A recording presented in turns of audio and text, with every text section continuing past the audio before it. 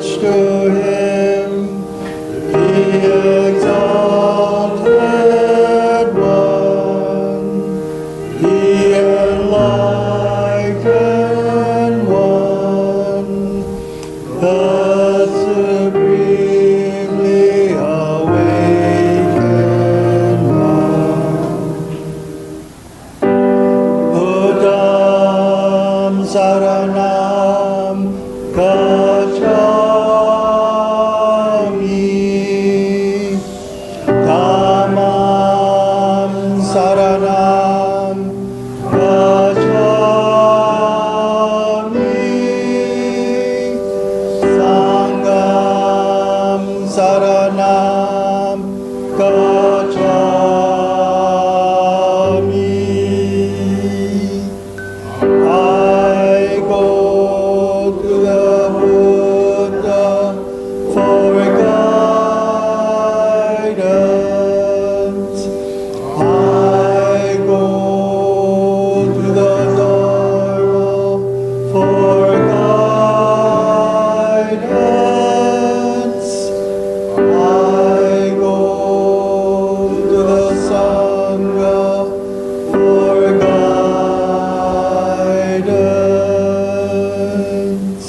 Namo Amida, Namo Amida, Namo Amida, Namo Amida. Please be seated. Today's sutra is Gassho to Amida, which can be found in the Jodo Shinshu service book on page 123.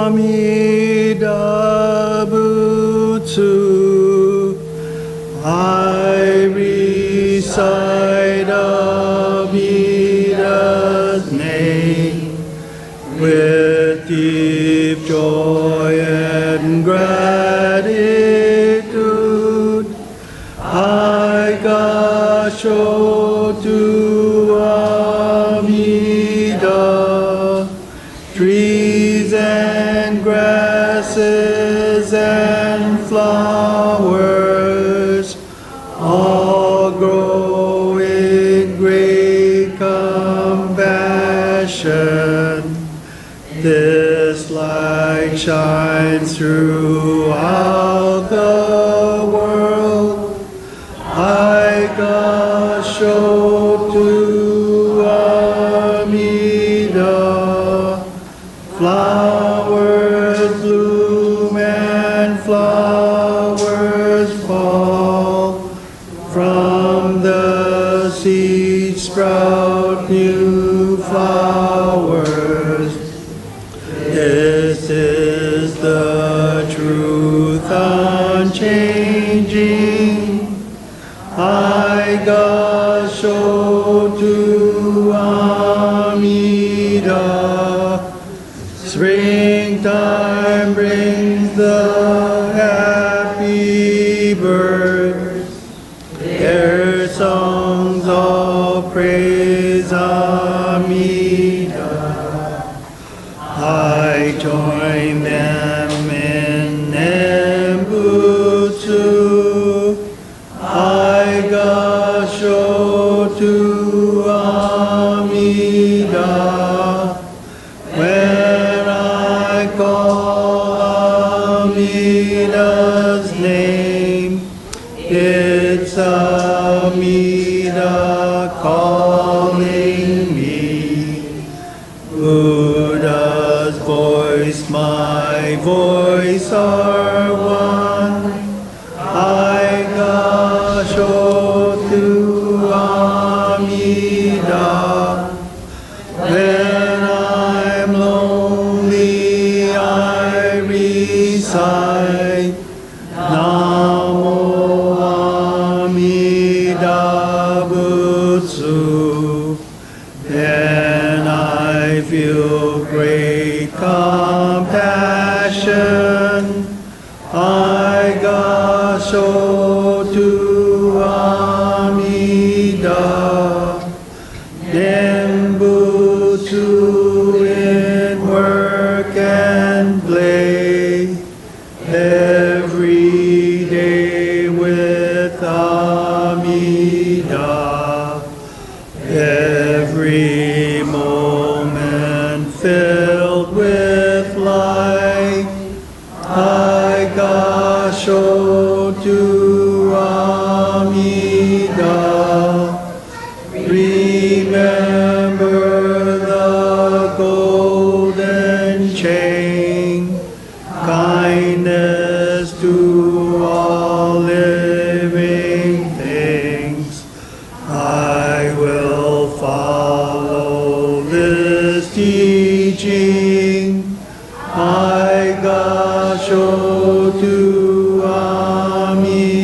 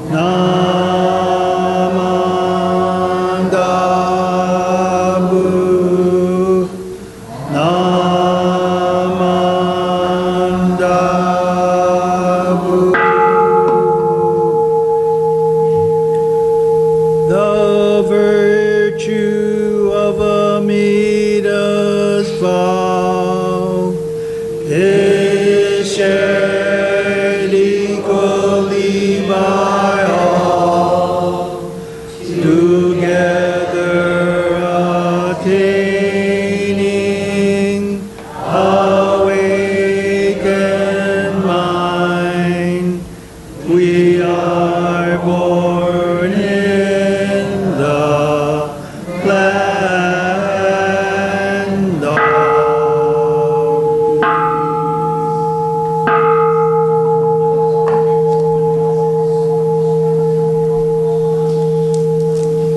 Namo Amida, Namo Amida, Namo Amida, Namo Amida.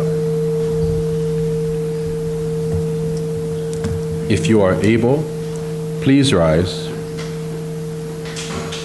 for the recitation Homages, found in the Jodo Shinshu service book on page 2, and then remain standing for the Gatha Arigatai, found in the purple Praises of the Buddha book on page 14 and 15.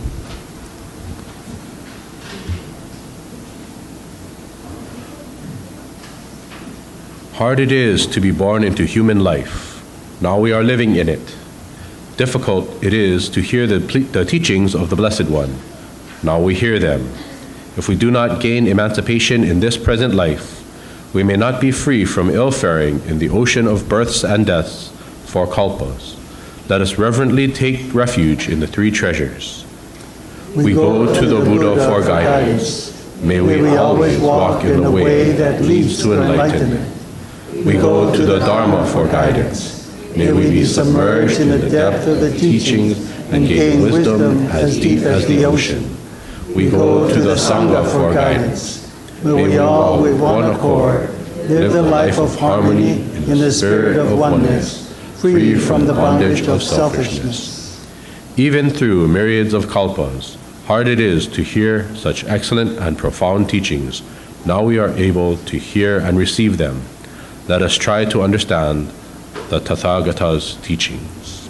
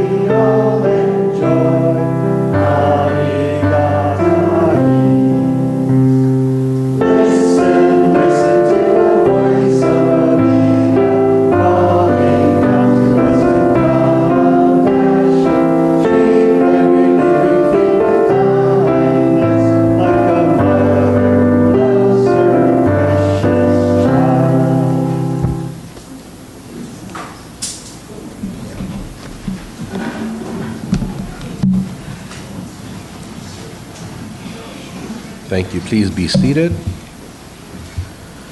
Today's Dharma message will be delivered by our very own Prudence Kusano.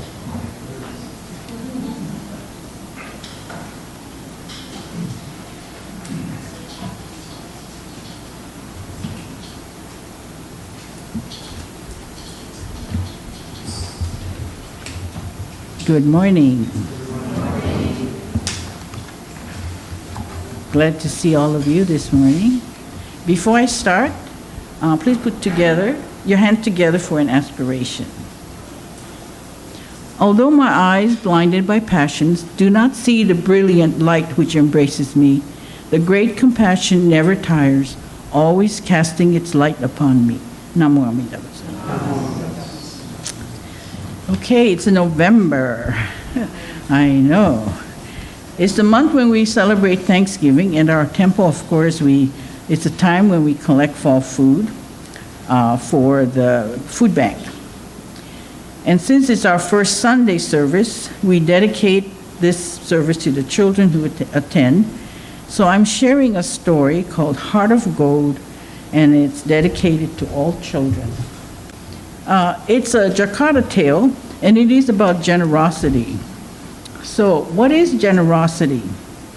The true meaning of generosity is the unselfish and willing giving of one's time, money, attention, or other resources to others without expecting anything in return. It goes beyond financial giving and is an attitude of kindness, compassion, and selflessness that benefits both the giver and the recipient.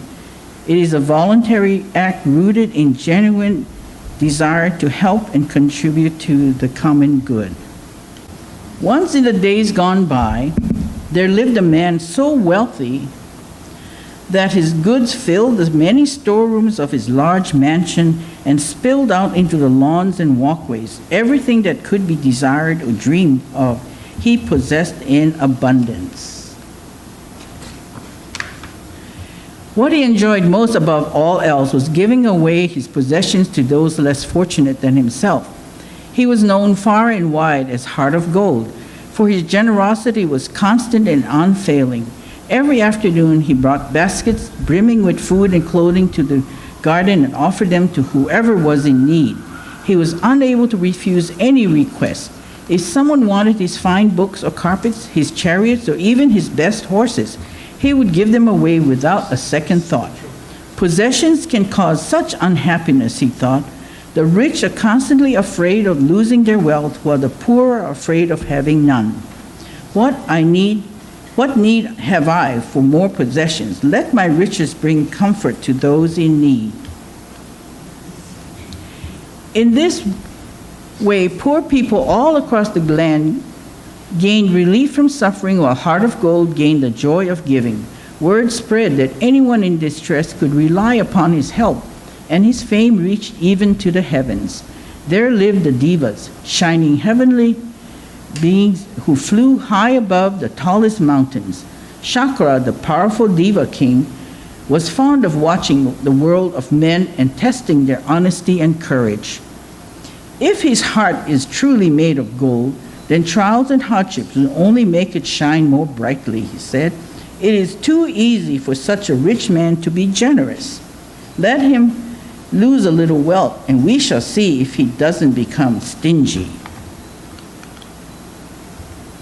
That very night, Chakra caused the jewelry and musical instruments to disappear from the storerooms.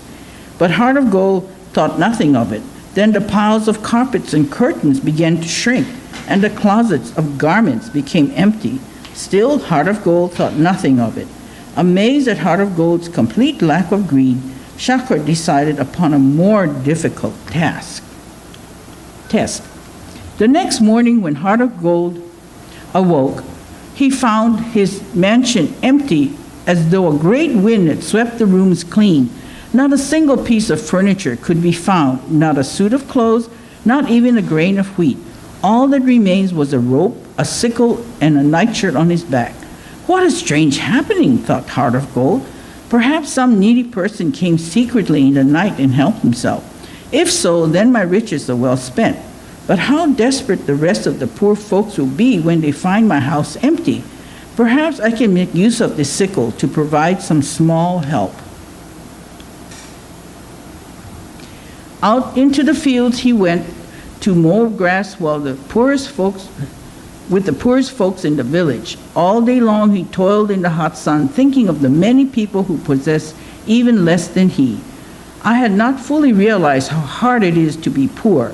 I cannot bring myself to beg for food, for it makes my heart ache to feel so helpless. Yet the poor must beg to feed their children, and the sick have no choice but to ask for help from the strong and healthy. Everyone wishes for happiness and everyone fears suffering. We are all alike and all together in the world. How can I ever be happy while those around me are in such pain? Day after day, his desire to help grew stronger. Moved by this great compassion, he worked harder and faster. If I mow enough grass, I will have something to give my poor friends. Whatever he earned by selling his crop, he gave happily to those in need. Boys and girls, mothers and fathers, those who were hungry and those who were sick, those who had little and those who had nothing at all, came to Heart of Gold. To each he offered a shiny gold coin before they had even spoken a word. The merchants of the marketplace watched the poor old man who gave away all his money and shook their head. Crazy old fellow, why don't you take care of yourself or feed your own family? But Heart of Gold just smiled and replied, they are my family. Who can say we are not all related?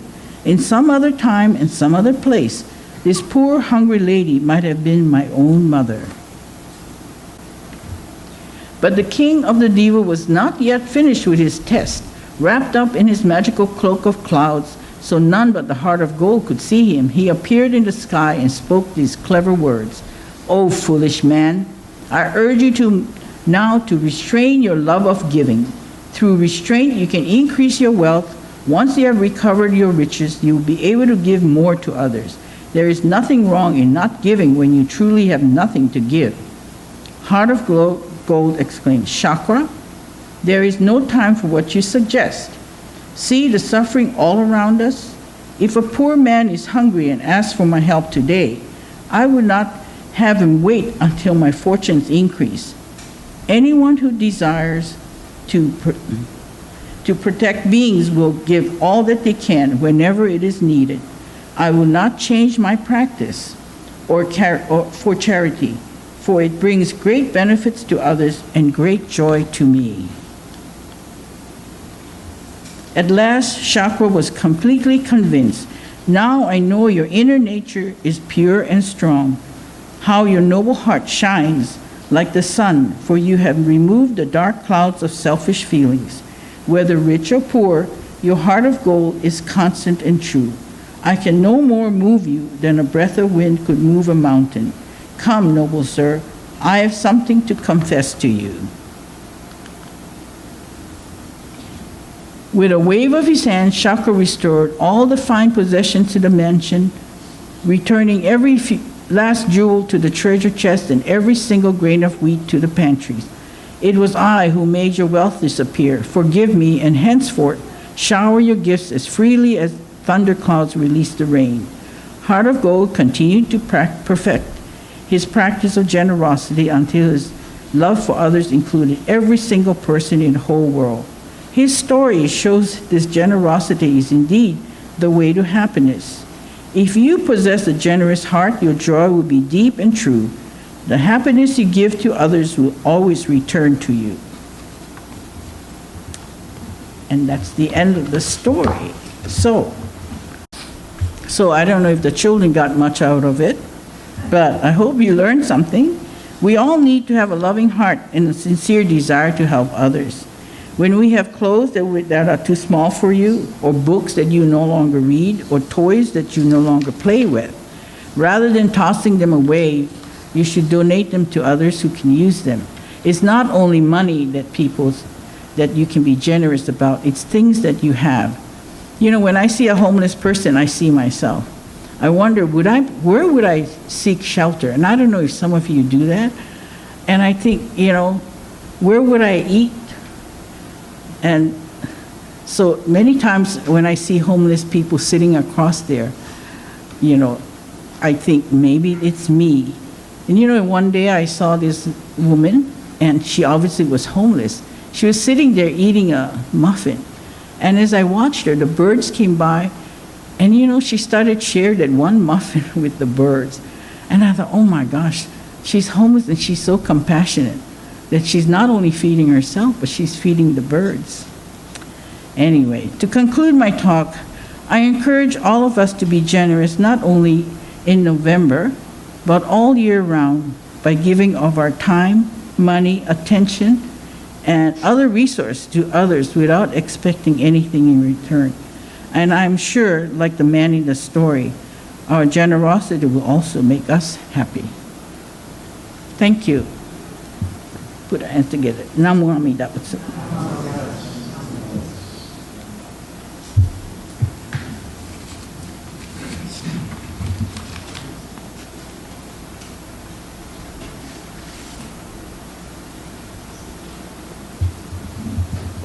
Thank you very much, Prudence, for that reminder about selfless giving. If you are able, please stand for the Gatha Flying Free, with the words and music will be posted on the screen. And then continue to stand for the Gatha Nembutsu on page 145 of the Praises of the Buddha book.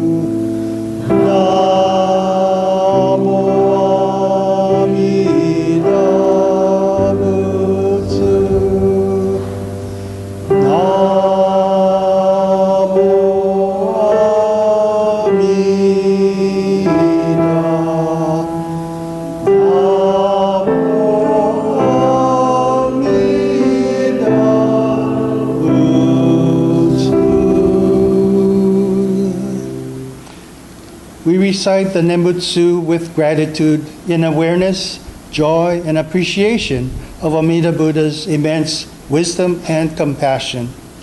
In that moment, we are being embraced by Amida just as we are, never to be abandoned. Namo Amida Butsu.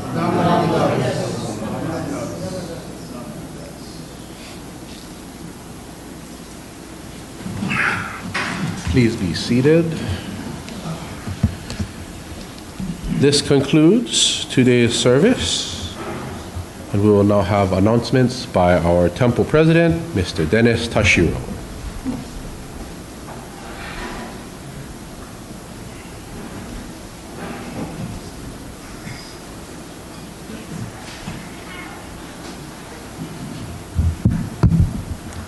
Morning, everyone. Okay. Thank you, Prudence, for that reading that story, and I do hope everyone got a sense of that generosity. And of course, this is the month of being thankful, so when you do receive, then we feel that arigatai, that sense of gratitude. Thank you, Neil, for being our MC today. Thank you, Alan, for being the greeter. Well, Prudence also rang the Kansho, and Lisa played the piano. And of course, Ryan is recording today's service. I don't believe we have guests, although welcome Melissa and family. Okay, our annual fall food drive to benefit the Hawaii Food Bank continues. Your generous donations of non-perishable food items will be greatly appreciated. If you prefer monetary donations, our posters on the bulletin board has the QR code on it, so you could make a direct money donation to the food bank. Next Sunday will be a family service officiated by Reverend Charlene Kihara of Hawaii Betsuing, and our own Neil Yamamoto will provide a Dharma talk. Should be fun, is it? Let's see, I'm already salivating. What kind of food are you going to talk about? And of course, next Sunday is also Bingo Sunday. Ooh. Okay, the Hongwanji Mission Hawaii Committee on Social Concerns has launched the 2025-2026 Social Concerns Fund Drive, which started on November 1st and will run until August 31st. Windward Buddhist Temple members will be receiving a letter from me, actually, requesting your support and donations to the fund drive. So that'll you receive that in the mail in a few days. Today is birthday Sundays, so all those who have birthdays during the month of November, please step forward. Don't be shy.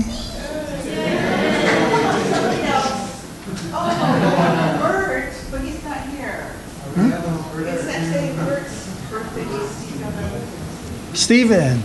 Oh, good. Yeah,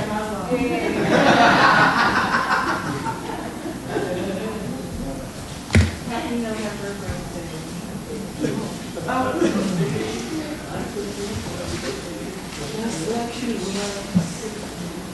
Okay, before we sing, Merle has to take her picture.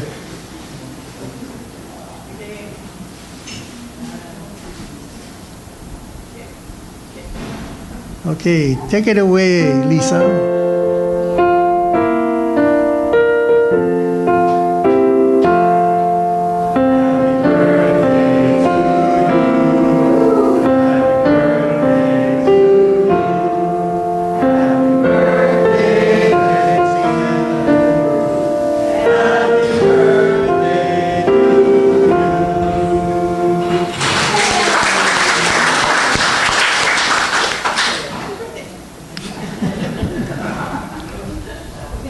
All right, happy birthday. If you don't have enough candy, it's all eating.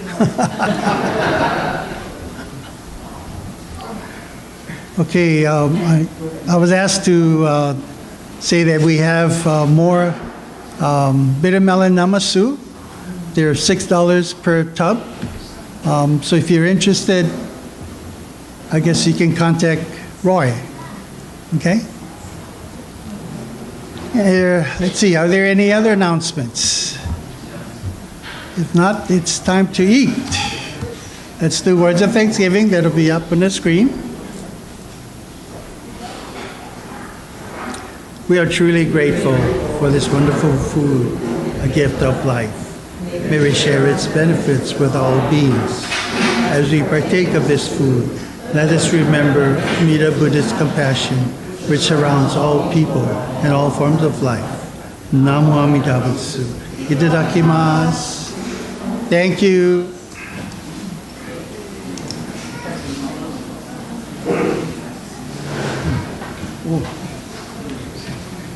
And today being First Sunday, we'll have an intergenerational activity. So if anybody wants a mug, and you got to choose your own face, okay, so we'll be back there.